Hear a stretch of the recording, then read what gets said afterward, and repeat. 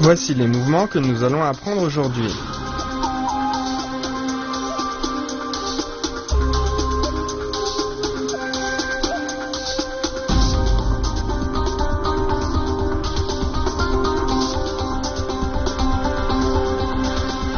Il faut veiller à former des cercles verticaux de chaque côté du corps.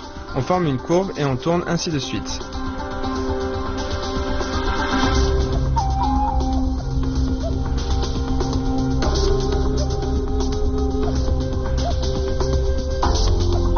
On met la lance contre le dos et on tourne le corps. Quand on tourne, la lance tourne naturellement du dos vers l'avant. Il ne faut pas la ramener avec force.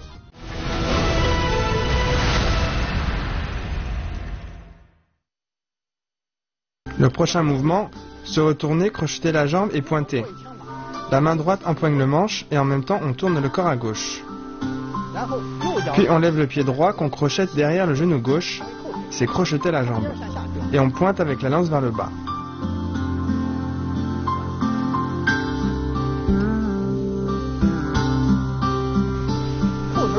Crocheter la jambe et pointer. On tourne le corps à gauche. On crochette le pied derrière le genou, la jambe de maintien doit être stable. En même temps, la pointe est dirigée vers le bas en pointage.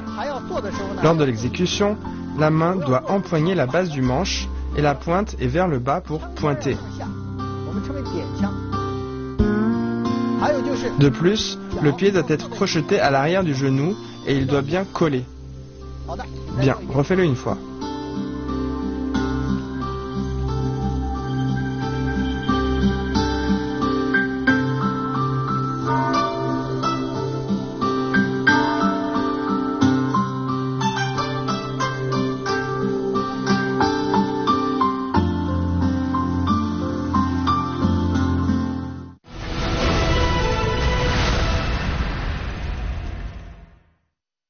Le prochain mouvement, trembler en pas vide.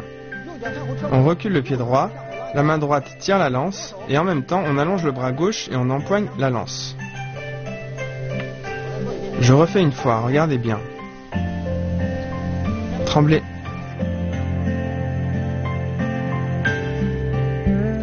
Pratiquez avec nous.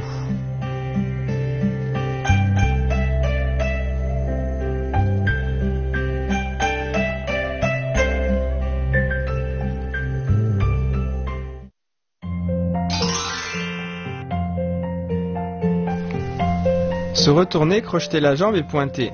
Le pointage est une attaque. Elle vise surtout les poignets de l'adversaire afin d'annuler sa capacité d'attaque. Le pointage vers le bas doit être rapide et puissant mais de faible amplitude.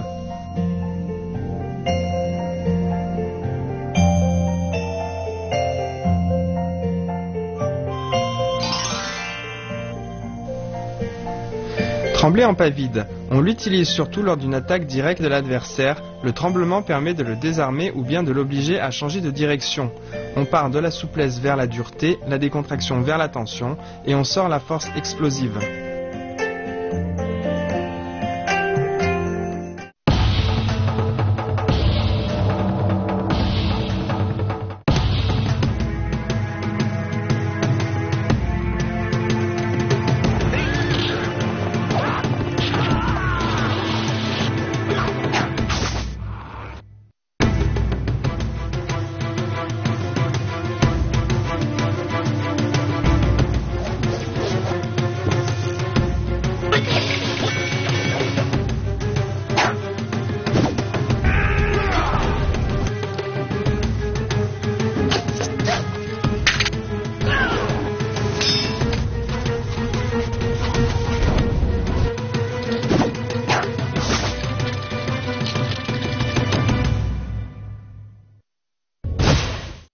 Le prochain mouvement, avancer et cercle de lance.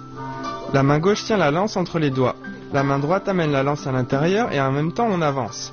La lance décrit des cercles verticaux de chaque côté près du corps, comme ceci. Et on peut accélérer.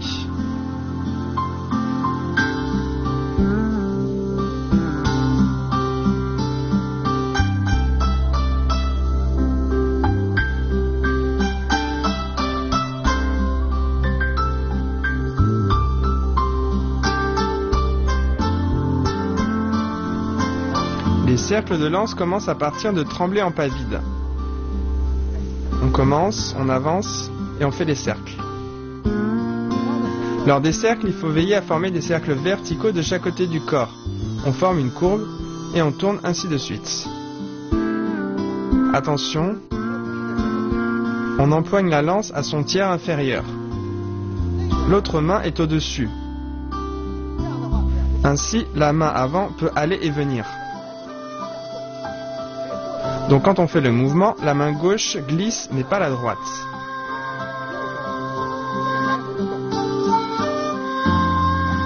Bien, refais-le une fois.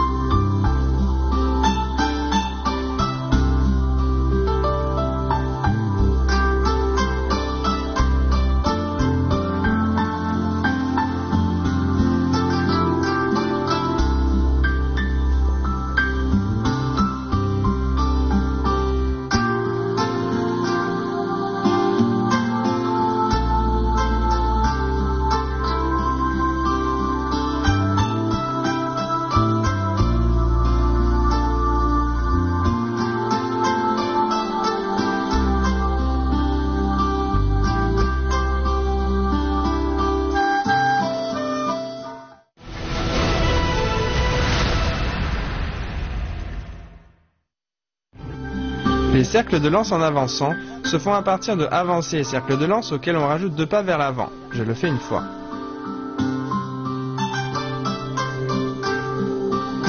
Cercle de lance et en même temps on avance. Pratiquez avec nous.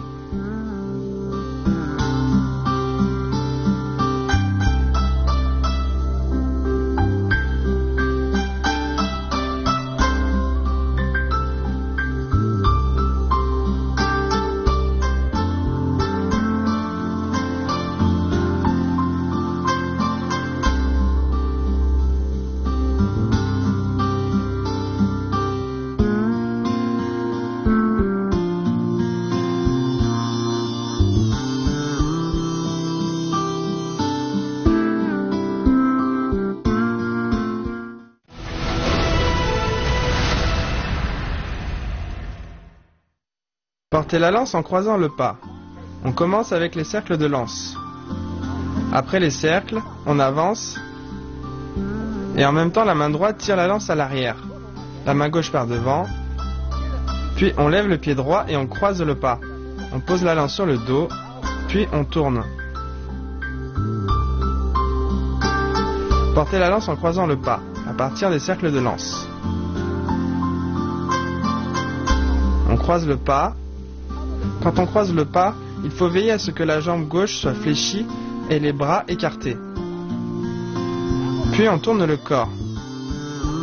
On met la lance contre le dos et on tourne le corps. Quand on tourne, la lance tourne naturellement du dos vers l'avant. Il ne faut pas la ramener avec force. Pendant la rotation du corps, la lance est déjà sur le dos, puis en suivant la rotation du corps, elle sort d'elle-même. Donc attention durant l'exécution. Bien, refais-le une fois.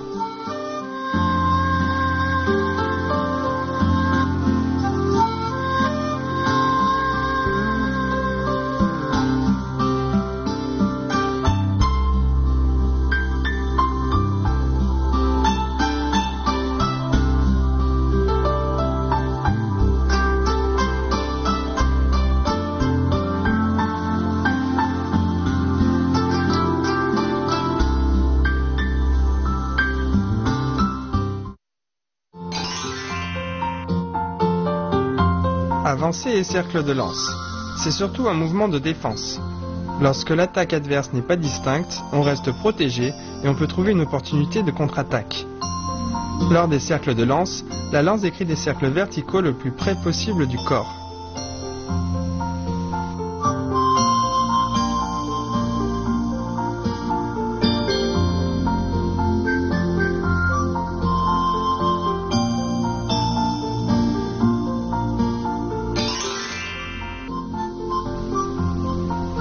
Cercle de lance en avançant. Ce mouvement se fait à partir de avancées et cercles de lance, auxquels on rajoute 2 pas vers l'avant. Lors de la pratique, on peut commencer lentement, puis accélérer.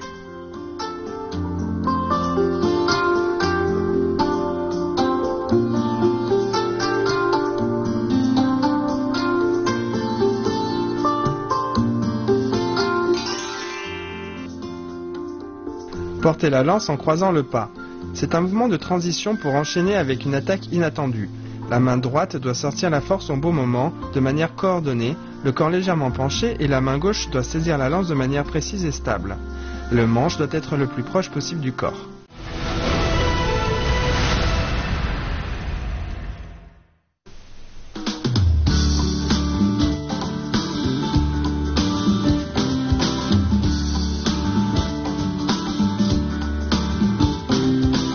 Zhang Fei, ayant pour surnom social Yi De, est un célèbre général chinois de la fin de la dynastie des Han et du début de la période des 3 royaumes. Il servit sous les ordres de Liu Bei, le fondateur de la dynastie Shu. Selon la légende, il faisait partie des 5 généraux tigres de l'armée du Shu et était réputé par ses adversaires pour avoir au combat la force de 10 000 hommes. Il utilisait une lance qui, selon la légende, atteignait les 2,50 m environ et a la forme d'un grand serpent. Les généraux adverses qui le rencontraient en étaient effrayés. Maintenant, on révise ensemble l'enchaînement des mouvements de secours.